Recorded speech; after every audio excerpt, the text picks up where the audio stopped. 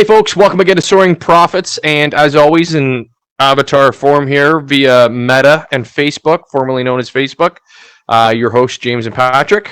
Say hi. Hi. That was as friendly as it puppet. comes.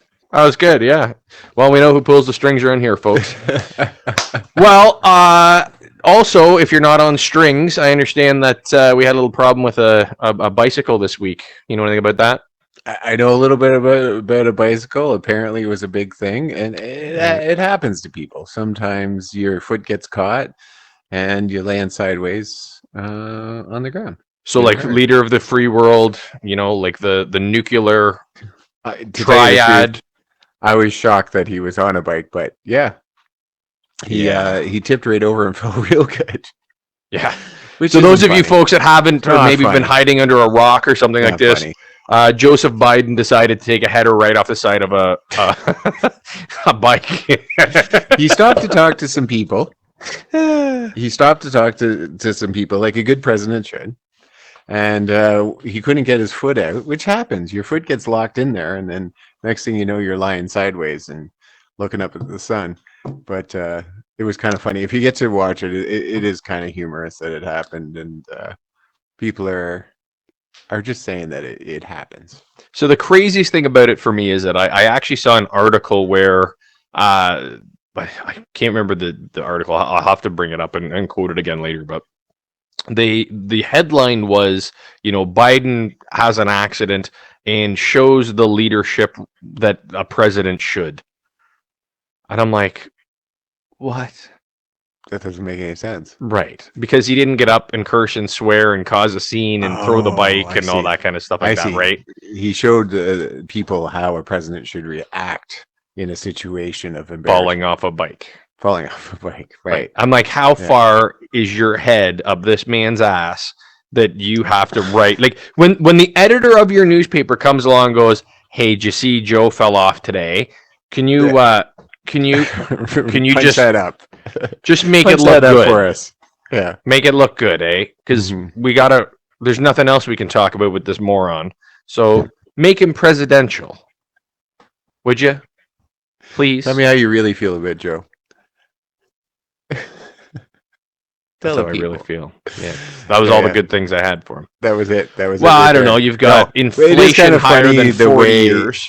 It is kind of funny the way that they're portraying it. They're trying to make it, instead of it was like, what are you doing? You know, I'm scratching, I'm itchy. Crabs will go away. They do. There's a cream now, I hear. Yeah, monkeypox.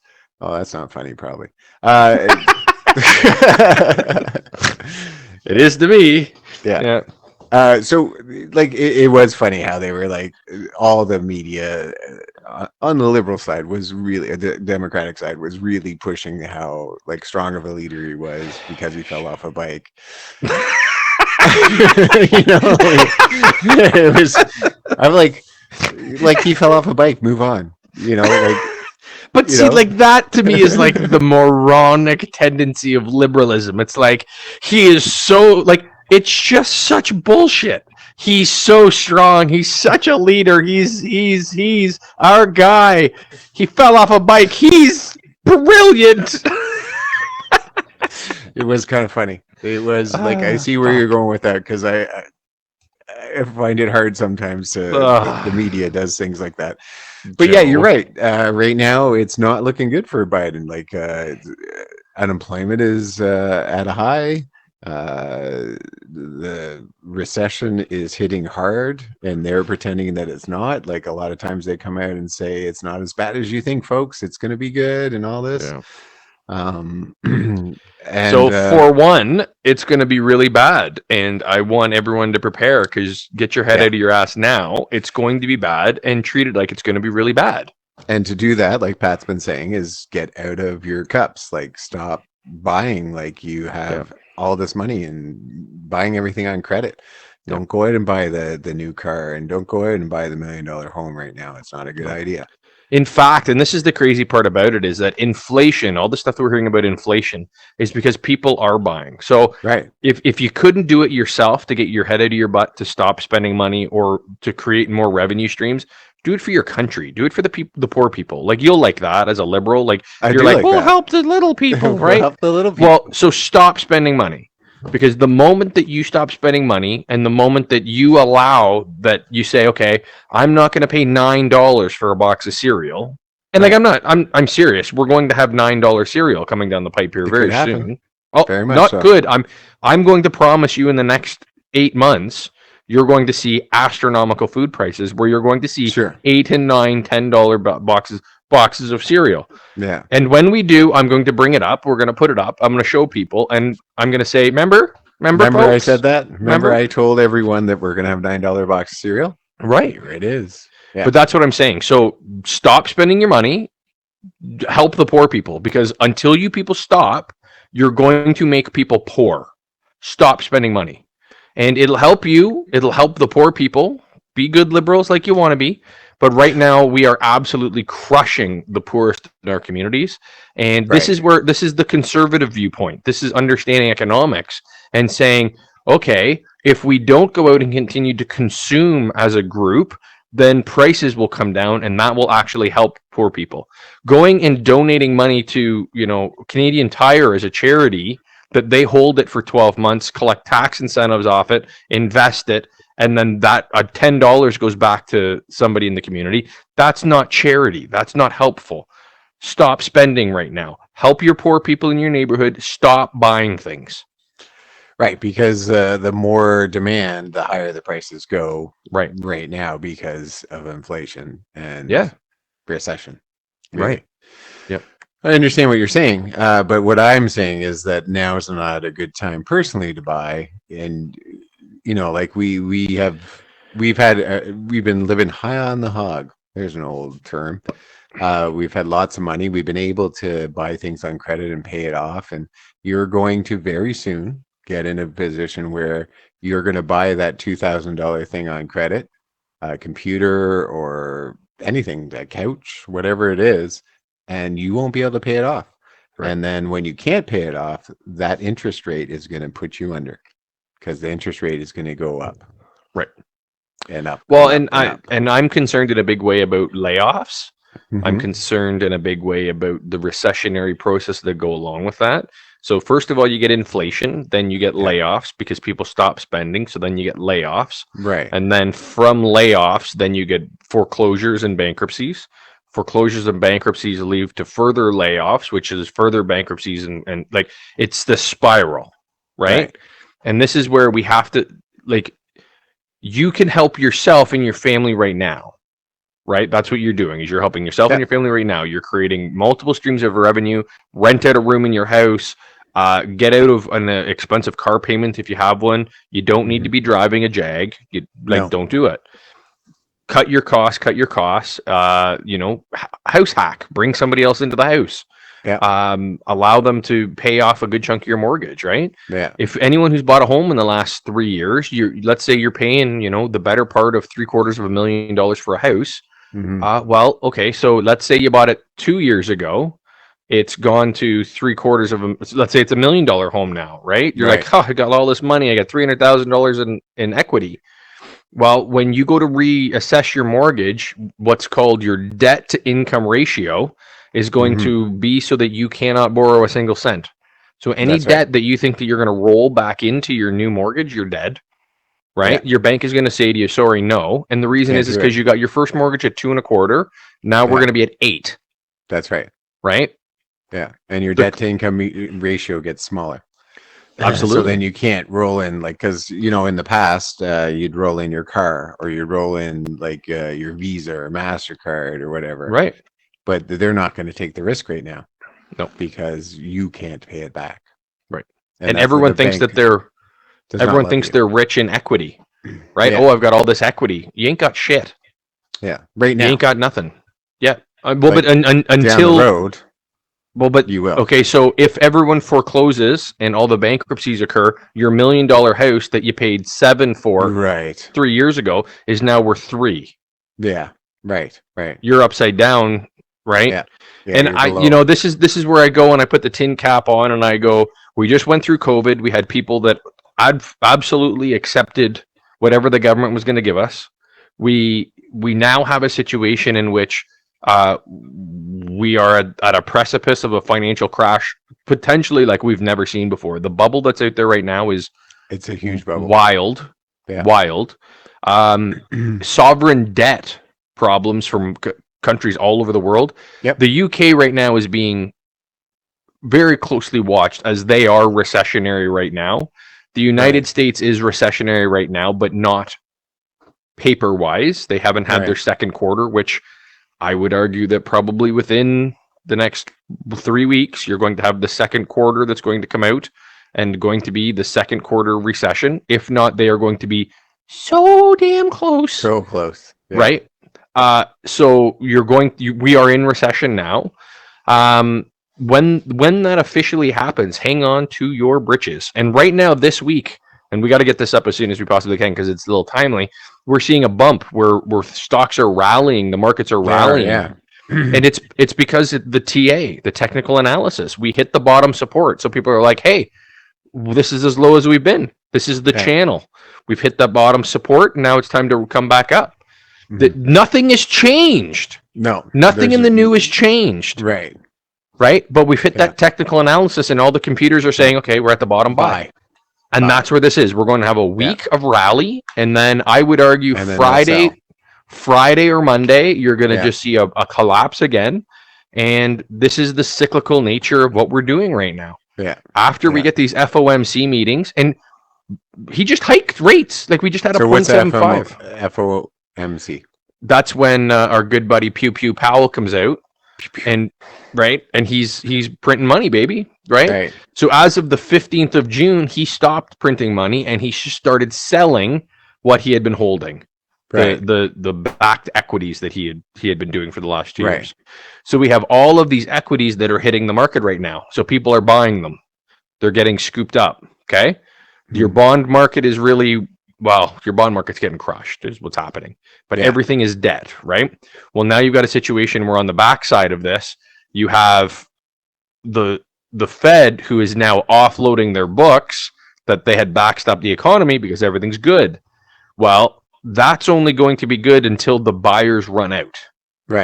Well, the buyers are going to run out because there's 2 years worth of equities and mortgage-backed securities that need to be sold.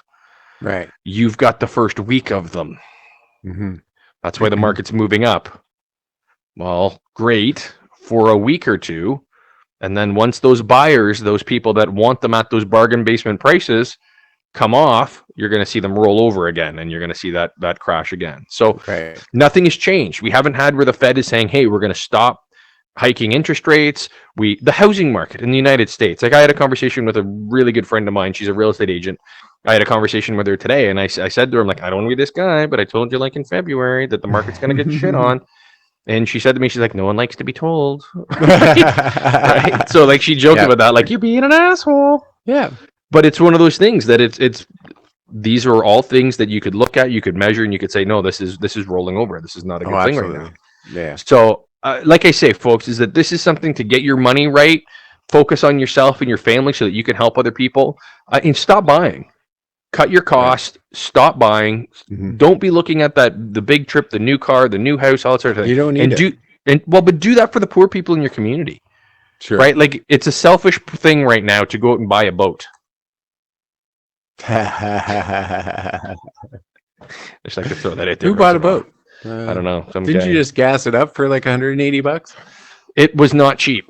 No, I bet. No.